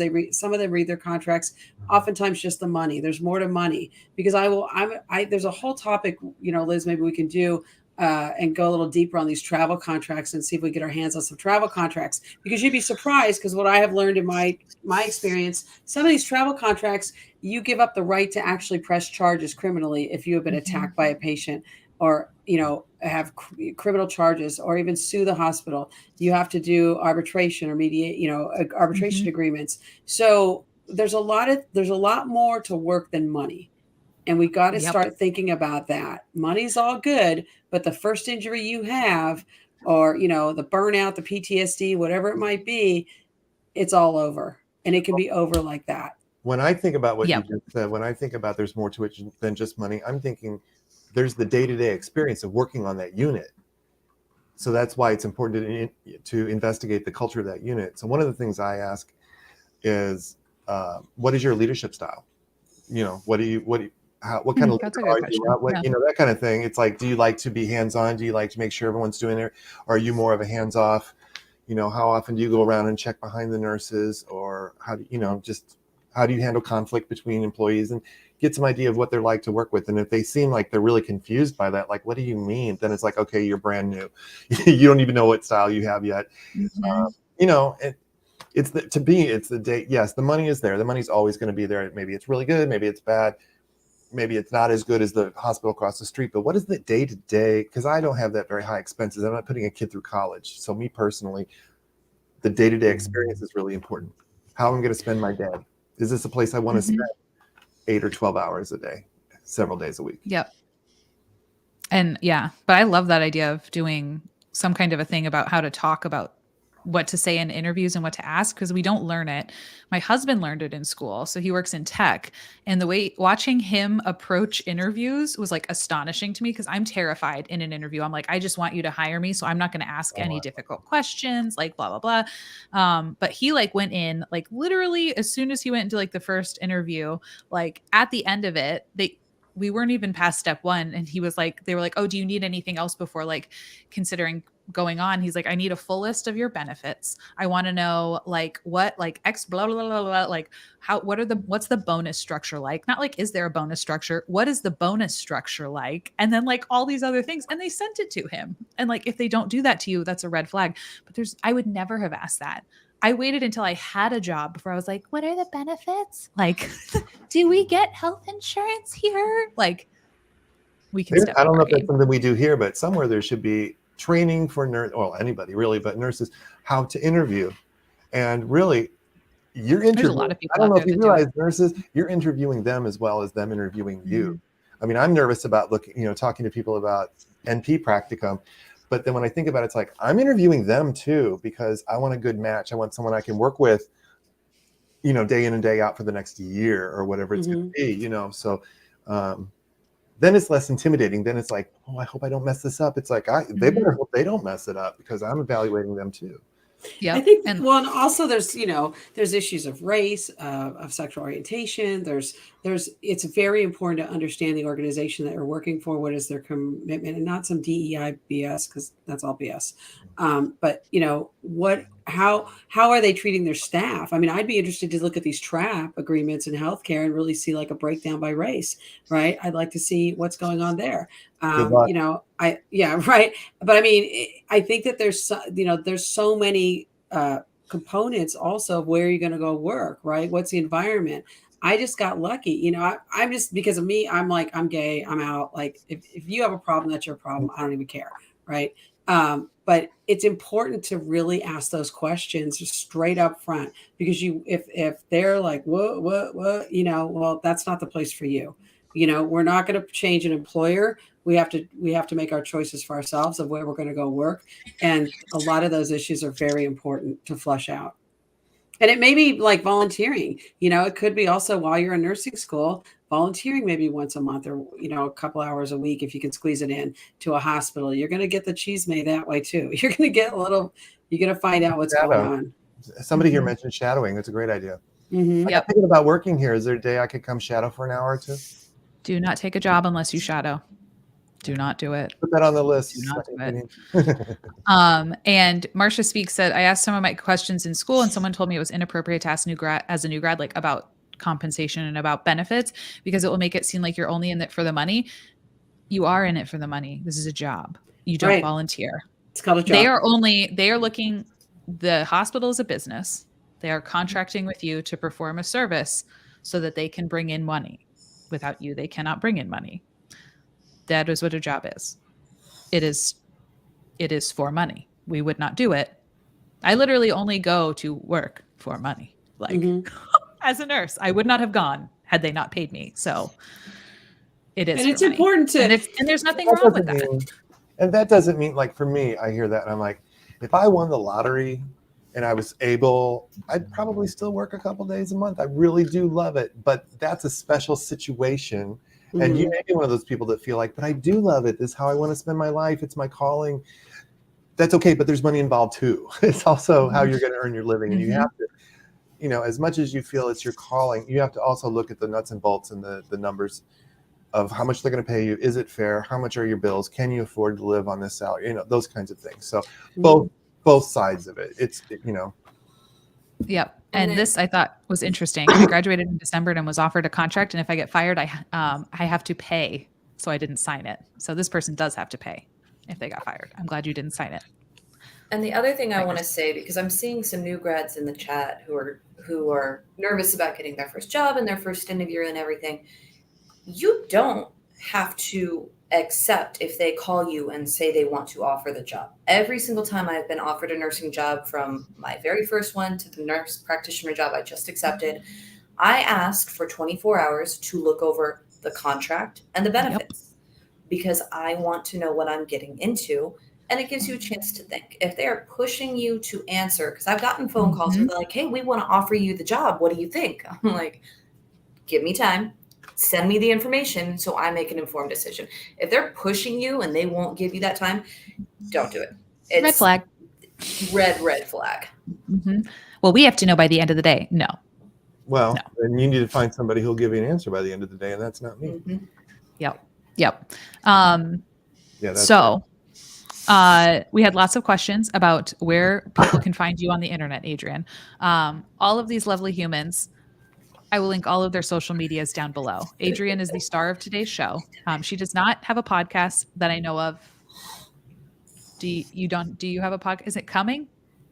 Sorry. Yeah. So it is coming. There's a bunch of stuff coming down the pike. Soon. I'm going to be doing some classes on demand and stay tuned That's so on the podcast. exciting. Yeah. So let's be on the podcast together. I just haven't thought of a name. I've got like topics and everything.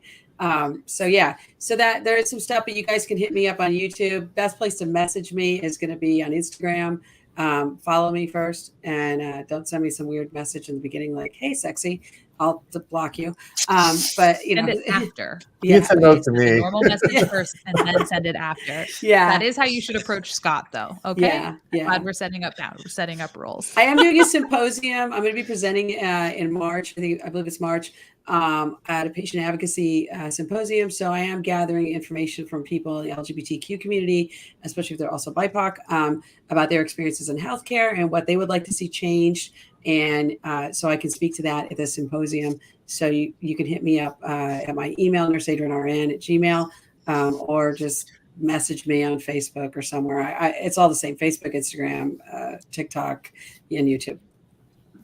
Thank you. And thank you. Mr. Midwife has a YouTube channel. He does? Rogue MP. Yes.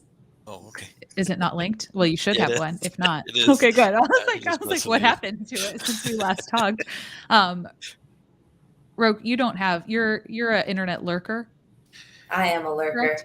Okay, we have a lurker. Chelsea's working on it. It's in the conceptualized stage. We're working on them. Adrian, yes. Bridget has an channel, and Scott, of course, has a channel. So they will all be linked in the below. Please do check them out. They are literally what makes this channel so much more interesting and entertaining. Chelsea, do you have a channel? It's in her brain. It's not yet out. Okay, you haven't birthed it yet. Okay. I have one. I don't have any. I actually last night I put an old TikTok video that I made on it as like a little, what do they call them? Short. Making nurse tube, friends. We're making it. We're doing it. So there's that. No, I'm not committing to any. I'm not signing a contract. I'm not committing to anything. I literally did the least amount of effort. I pulled a video that I made 2 years ago from a different platform to this place. Yeah. By the way, Liz, I'm loving all your shorts. It's cracking me up. Oh, thanks. Yeah, they're pretty good. They're pretty good. Way too much. Bro, we need to line you up and get one. We'll get there. Let me get my feet under me with this new job. No, it's good to just put yourself on the internet immediately. Listen, me and Scott are doing it in grad school. So. Like if I can put myself on that horse video, you can do anything. I have no looking good conversation whatsoever. I do not care. And you can see the people behind me are just like, wow. And you don't even know what you're filming that. You don't even know what I didn't even film it. My friend filmed it. She made the video and then I put it on mine. But yeah, the video that wasn't shot was really valuable. Yeah. See, and I talked to my camera for 10 minutes. Then I hand my phone to my 12-year-old. An hour later, he hands it back with an upload to YouTube. That's all I do. Everybody needs a 12-year-old. Rogue and I need to do a video for my channel, and I can like ask her about what it's like to be a brand new NP since I'm on my way. That'd be a great one. Yeah, don't invite me on that. And then we'll have me like over in the corner like, Liz, 4 years into practice. She's the one. Your face is so funny. But isn't that the beauty though of collaboration and nursing? Is like we can all just have our own experiences, but like, hey, you go for it. Like you like even if I mean, to me, I'm like, I feel like I believe firmly there's a season for everything. You know, I was a bedside nurse for 12 years, did regulatory work. You know, I change careers pretty much every 10 years. So I'm like, hey, if everybody just does it for 10 years, we're good. You know, like, don't think of it as you got to do it for a lifetime. Nothing is forever. Just do your best and do what fits you for the time it fits you. And then move on. Yep. Right. I mean, just make it work, you know, but do what you love and do what is part of your vision, right? Breathe life into your vision. That's what everybody needs to do, and really think of it from that perspective. And that's the kind of thing I was talking about. I know Nurse Liz, we've talked about, is it a calling or is it a job? And I don't know if it's a calling, and yeah, exactly, it is. But I mean, there's just times when I've had trouble with managers that weren't treating me fairly, and other nurses that didn't really cooperate with me and all. But I go in a patient room and I knew I was I knew I was where I was supposed to be.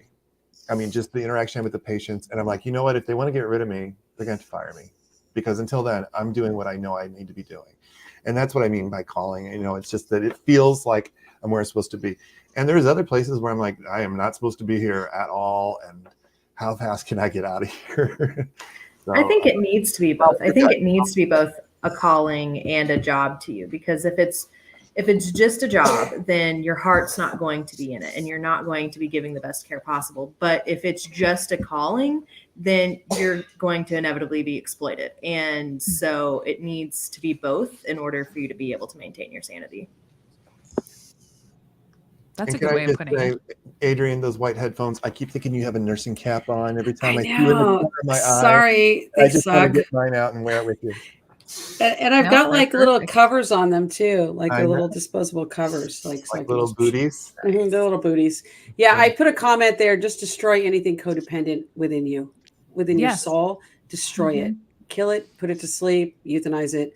Do not be codependent. Be empowered as a human being, as a nurse, because the whole paradigm is set up for that. They're like, come into the forest. Do you not think the person interviewing didn't ask those questions when they were getting interviewed for their job, or their boss? Right. They asked the questions. Be empowered.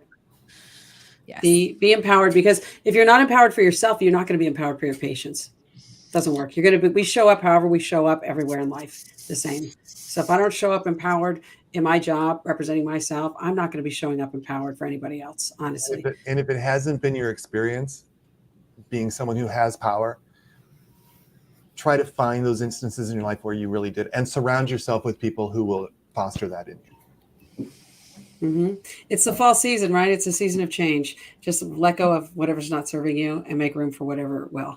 That's key. Keep people around you that are pumping you up. Like we pump each other up. Yes. Adrienne's going to be our motivator on this channel. Not only our legal advice and like the voice of revolution, but she's going to be our motivator. We love Adrienne. We should start a coaching business, like nurse coach, private consultant. We love Adrienne.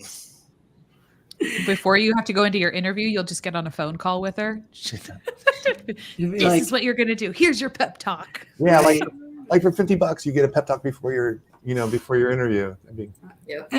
That's good. We all need it. I mean, we honestly, we need it. We need that pep talk. We need to build ourselves up and our value, right? Because if we don't continue to build ourselves up and then leave and remove ourselves from toxic situations or toxic people, right? We don't create the space to have actually what we say we want. That's the bottom line. If we call it make your manager cry in 5 easy steps. I mean, or that, right? I mean, it may or may not have happened. I did get body checked by a manager though once who was just so furious at me. She just like, she was like, and I'm short. I'm 5'6", and she was like 6'1". And like everybody was like, what's Adrienne gonna do? I was like, yeah, I'm gonna report you. Okay. Did everybody see that? Okay, great. How to instill violence. Just body slam me at the Pyxis, right? It was like I couldn't go anywhere. I was like, I'm getting meds for my patients. That's insane. And the strangest thing, her manager's tires were all flat when she got out to the car. Yeah. And you know what? You know what was sad though? Talk about toxic people. Let's just say, right, when we don't heal ourselves, that was a human being who was abused by her husband in an abusive relationship, right? And so what did she do? She carried that out in her workplace onto other people, right? So all I could do is turn around and have compassion for her and report her, of course. But it's like, hopefully you can heal yourself. Sorry that you feel so miserable that you need, you feel like, and justified to body check me in front of other staff in the nurse's station. Which is insane. Yeah, just it's crazy. But I got lots of good stories. So more. I need to do more. I need to do some YouTube videos about my. We really need stories. My over 50 times in HR in 12 years. Yes. You also have to include all the times you've been on Air France, because apparently every single one of them has had a problem. Yeah, the first time where I got punched by a passenger on Air France. I didn't include that in the ad. Mm-hmm. But from behind, like this guy just cold cocked me from behind, and I thought like the luggage rack opened up, and like I thought luggage actually fell on me because I couldn't imagine what it could be. Yeah, that was a total meltdown. Die? But did you die? The question is, did he die? Well, he got a little. Adrian, did you talk about the airlock? Is that why everybody's mask came down in that ad? That was your Air France staff is something else. That's all I gotta say. All they had for me were little baby bottles of alcohol, and I was like so mad. I was crying because I was just like, if I beat him up, I'm gonna go to jail. Maybe not, because they're not doing anything anyways. And then they moved me to some really crappy seats and just gave me little baby bottles of alcohol. So I was like, and then but I was ready for him when we got off the plane. Oh my gosh, Adrienne just had her baggage and was just like, bam! My leg may or may not have stuck out when he walked by. I'm just saying. Perfect. Yes. Perfect. These things happen. I agree with Air France. They're just like, they don't care. They're just like, we're in the air. It's a free for all once we're in the air. And if you want to watch the ad again that I meant, you can. I'm sure there'll be a link down below. Yes, we have to put that on TikTok. We have to get it on TikTok, Liz. We have to get it on. Oh my gosh! We have to get it on TikTok. You have to. Yeah. TikTok. I don't think I TikTok. We got to get it. We got to get it. Mr. Midwife's 12-year-old son. He'll have it up in like 5 minutes. Yeah. Exactly. Right. We need a 12. This situation requires a 12-year-old. That's right. No, we need to upload it to TikTok. Opinion. It's too good. I also feel like we need a stream one time where we talk about just our interesting dealings with HR and management. Because I feel that could be. Mm-hmm. Yeah, I feel like this is a group, except for Scott, that's just made up of troublemakers. Yeah. Sometimes when I want to laugh, I just read my old write-ups, and I just am like. When I was a bartender, I got fired, and I came back the next day, and I pretended it didn't happen, and then I worked there for 4 more years. Wow! Amazing. Here was that manager. They were like, didn't you get fired? They were like, didn't I fire you yesterday? And I was like. Oh, my word. Are we still live? We're crazy. I think we are.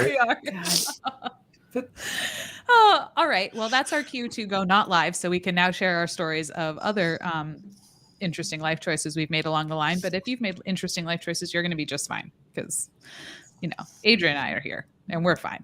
Everything's fine. You can also live a very, normal life and become the hero like Scott. He saves people. Wait a minute. We need to talk more about my life then. It's gone all over the place. I'm right there with you, girl. We should learn of these things. Yeah. Please do go check out these lovely humans. They have excellent insight and, as you can see, are oodles of fun.